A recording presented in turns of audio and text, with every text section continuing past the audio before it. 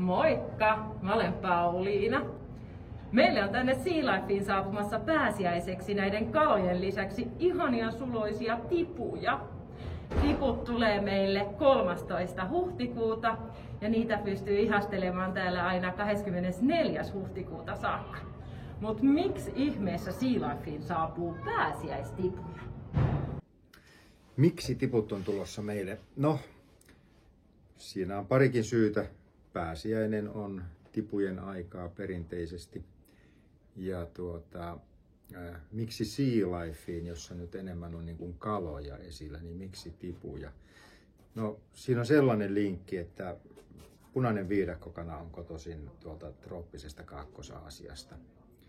Ja sieltä trooppisen Kaakkois-Aasian vesistöistä, Indo-Pasifisen valtamerialueen vesistä, meidän kaloista on suurin osa kotoisin.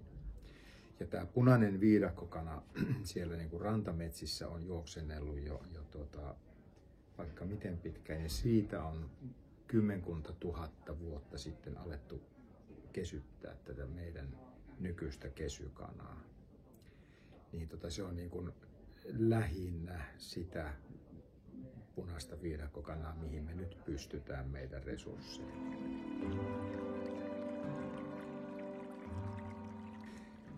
Ei voi sanoa vielä, kuinka monta tipua on tulossa, koska ne ei ole kuoriutunut vielä.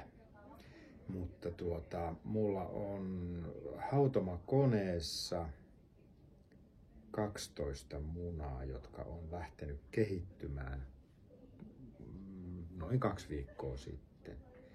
Ja ne kehittyy vielä noin viikon.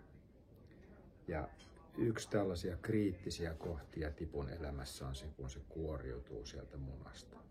Jokainen kehittymään lähtenyt muna ei sitten lopulta kehity tipuksi. Et vaikka olisi hyvälaatuiset munat ja hyvä hautomakone, niin silti kaikki ei pärjää. Ja niitä ei oikein auttaakaan voi.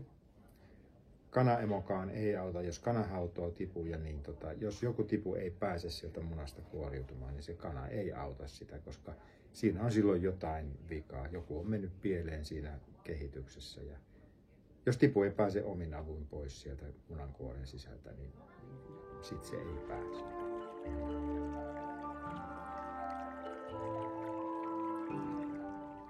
Ne on kaikki vilkkaita ja reippaita. Tarvittaessa myös ujoja.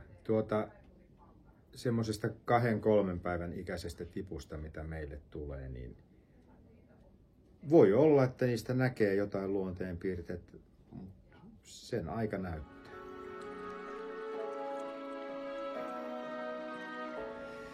No, tipulle on olemassa ihan semmoista omaa erityistä tipurehua. Ja sitä mulla on. Se on semmoista muroa. Mutta sitten lisäherkuksi meille on tarkoitus antaa niille sitten jauhomatoja, jotka on siis jauhopukki kovakuoriaisen toukkia. Ton mittaisia toukkia. Ensimmäisenä päivänä, ehkä toisenakin päivänä vielä tiput saattaa pelätä niitä, mutta kyllä ne viimeistään 3. päivänä sitten jo iskee kiinni ihan vauhdilla.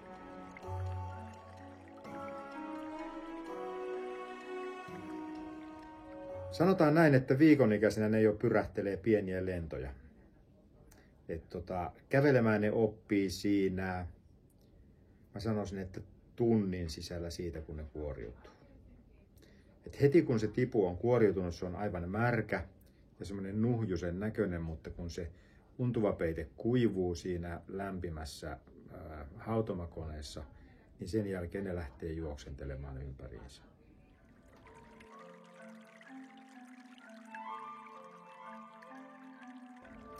Tipuja hoidetaan sillä tavalla, että annetaan niille sopiva ympäristö. Semmoinen paikka, missä ne pääsee lämmittelemään nyt, kun niillä ei ole sitä kanaemoa, jonka höyheniin ne pääsisi lämmittelemään. Meillä on lämpölamppu siinä. Mutta sitten siinä terraariossa, johon ne laitetaan, niin on myöskin tilaa niin, että ne pääsee jäähyttelemään. Sitten kun ne haluaa vähän viileämpää, niin siellä laidoilla on viileämpää. Sitten niillä täytyy olla raikasta vettä ja sitten niillä täytyy olla syötävää. Mutta leluja ne ei tarvii. Ja tietysti siellä häkin pohjalla täytyy olla sitten kuiviketta, koska niin kuin linnut yleensäkin, niin tiput kakkii ihan huoletin minne vaan ja se kuivike sitten sitoo ne kakat ja hajuu.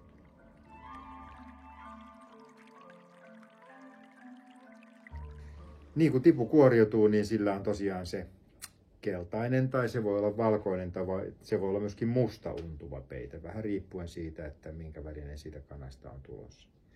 Ja sen viikon aikana, kun ne on täällä, tai voi ne olla meillä vähän pitempäänkin ehkä, niin, mutta ensimmäisen viikon aikana jo niin rupeaa näkymään, miten ne sulat kasvaa sieltä. Eli sieltä untuvan seasta rupeaa näkymään niitä sulkien päitä.